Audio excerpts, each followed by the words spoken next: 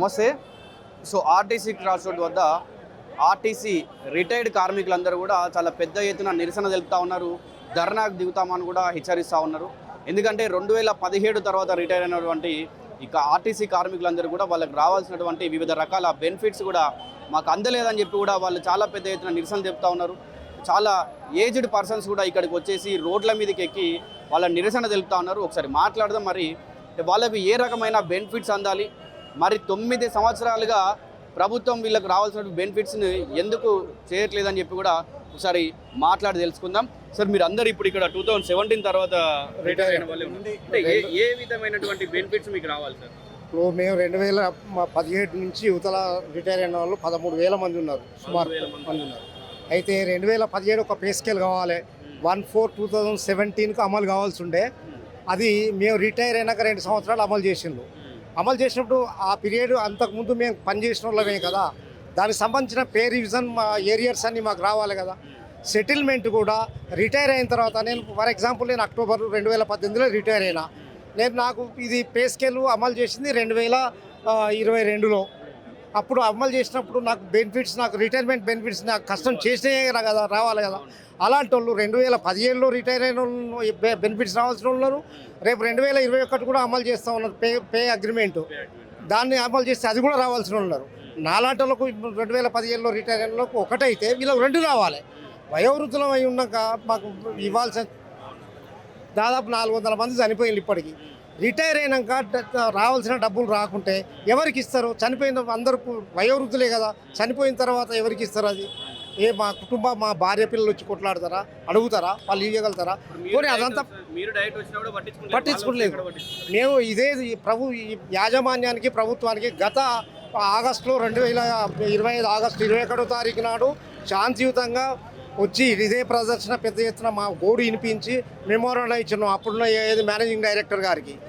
అది పోయింది, కొంత టైం ఇచ్చిన తర్వాత మళ్ళీ జనవరి 2021 మొన్న జనవరి 26, 2021 నాడు కూడా మళ్ళీ సేమ్ ఇదే పెద్ద ఎత్తున ఇట్లే వచ్చి నిరసన తెలిపినాం. అయినప్పటికీ ప్రభుత్వంలో చలనం లేదు. ఇప్పుడు ప్రభుత్వం కానీ యాజమాన్యం కానీ మా 2017 నుంచి యువతలు రిటైర్ అయిన వయోవృద్ధుల పైసలు ఆపుకుంటే ఏం లాభం? మాకు మందులు కావాలి, ఆరోగ్యపరంగా ఇబ్బందులు ఉంటాయి. ఈ పిల్లల్లో చేసిన వాళ్ళు అప్పులు చేసిన ఉన్నారు, వాళ్ళ అప్పులు తీర్చుకోవాలి. ఏమీ ఇవ్వకుండా ప్రభుత్వం దగ్గర పెట్టుకుంటే మా జీవితం ఎట్లా గడవాలి? ఇది మా సమస్య. ఆర్టీసీ కార్మికులు ఆ రోజు నుంచి వెళ్ళి ధర్నాలు, నిరసనలు తెలుపుతూనే వస్తున్నారు సార్. ఆర్టీసీని విలీనం చేయాలని ఒకసారి, లేకుంటే సమాన వేతనం కొందరికి కల్పించాలని ఒకరికి, ఈ అవుట్ సోర్సింగ్ ఉన్న వాళ్ళకి మర్యాద కలిగట్లేదని ఒకసారి. సో ఇట్లా రకరకాలుగా ధర్నాలు, నిరసనలు చేసుకుంటూ వస్తూ ఉన్నారు. మీరు ఉపవాస దీక్షకు దిగాలని చెప్పి ఎందుకు నిరసన్నారు సార్? అంటే అది అంత పెద్ద ఎత్తున అయితే మీరు అన్నారు కదా, ఈ విలీనము తర్వాత అవుట్ సోర్సింగ్, రిక్రూట్మెంట్ కావాలనేది ఆన్ రోల్. ఇప్పుడు సర్వీస్లో ఉన్న కార్మికుల సమస్యలు అవి ఆ ఉద్యోగ కార్మికుల సమస్యలు వాళ్ళే చేస్తున్నారు. మేమంతా రిటైర్ అయిన వాళ్ళం. మేము అదే గుంతమ్మ కోరికలు మేమేం అడుగుతలేము. మేము చేసిన కష్టార్జితం పైసలు మాకు ఇవ్వండి, మేము బతుకుండగానే ఇవ్వండి. మాకు మందులకు సరిపోతలేవు, మా రోజువారీ ఖర్చులు ఉంటాయి. ఒక్కొక్కరు వాళ్ళ ఇంట్లో నుంచి మంచినీళ్ళు బాటిల్లో తెచ్చుకున్నాం. మేము 20 రూపాయలు పెట్టి బాటిల్ కొనుక్కోలేని పరిస్థితులు ఉన్నాం. ఇప్పుడు బీపీ, షుగరు, ఈ వయసులో 60 ఏళ్ళు దాటిన తర్వాత ఏముంటుందండి? అనేకమైన జబ్బులు ఉంటాయి. ఇగో ట్యాబ్లెట్స్ కొంటందుకు కూడా డబ్బులు లేవు. ట్యాబ్లెట్స్ జేబులో పెట్టుకొని కొనుక్కొని వేసుకుంటాను. ఇవాళ ఈ కార్యక్రమం అంటే తీసుకొని అప్పు చేసుకొని కొనుక్కొని వేసుకోవాల్సిన పరిస్థితి వస్తుంది. మేము కొంచెం కోరికలు అడిగితే ప్రభుత్వం వాయిదా వేయని. మేము చేసిన కష్టార్జితాన్ని మాకు రావాల్సిన ఇవ్వండి బాబు అంటున్నాం.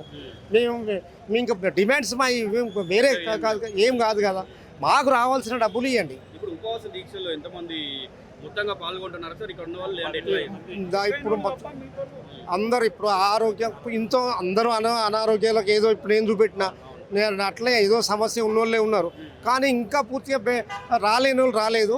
మేము వచ్చిన వాళ్ళం దాదాపు ఇప్పుడు మీరు చూస్తున్నారు ఇంతమంది ఉన్నాం. సార్, మీరు చెప్పండి, ఎంత పెద్ద ఎత్తున మీ ఆర్టీసీ రిటైర్డ్ కార్మికులందరూ కూడా ఇక్కడ వచ్చి ఈ దీక్షలో పాల్గొంటూ ఉన్నారు, నిరసనలో పాల్గొంటూ ఉన్నారు అంటే ఏం చెప్తారు సార్? అట్లాగే ఇప్పుడు ఇన్ని సంవత్సరాల నుంచి కూడా మరి ప్రభుత్వం ఎందుకు మీ సైడ్ చూడట్లేదు? మీరు అడుగుతుంది ఏదో గొంతమ్మ కోరికలు కాదు, మా కష్టానికే మేము అడుగుతా ఉన్నాం, మేము చేసిన కష్టానికి అంటా ఉన్నాం సార్. ఇక్కడ ఒకటే లాజిక్ ఏంటంటే, ఒక వైపేమో ఓఆర్ పెరిగింది, మేము మహాలక్ష్మి స్కీమ్ పెట్టినాము.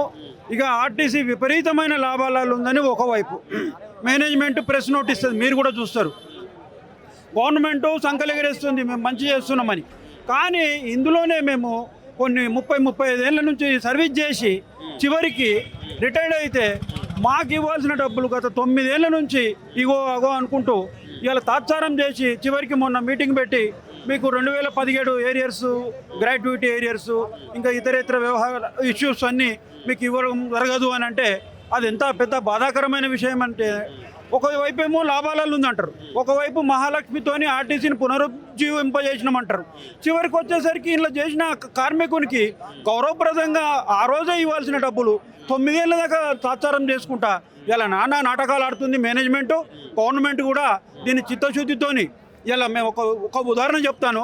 గత వారం క్రితము ఒక ముసలైన చంద్రబాబు నాయుడు గారికి కలవాలంటే ఆయన ప్రత్యేకంగా వైరల్ అయ్యే ఇష్యూ తన బస్సులో కూర్చుండబెట్టుకొని నానా మంచి క్షేమం యోగక్షేమాలు అడిగి చివరికి ఆయనకు ఎంతో కొంత బెనిఫిట్ చేసిండు. వాళ్ళు అంటే ముఖ్యమంత్రులు అంటే వాళ్ళు ఇలా ఇంతమంది రోడ్డెక్కి నానా బాధలు పడుతుంటే కనీసం కనువిప్పు కాకుండా ఇలా మమ్మల్ని తాత్సారం చేసుకుంటా